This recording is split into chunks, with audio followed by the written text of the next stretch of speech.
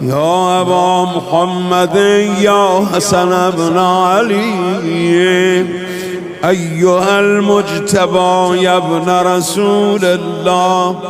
يا حجة الله على خلقه يا سيدنا ومولانا إنا توجهنا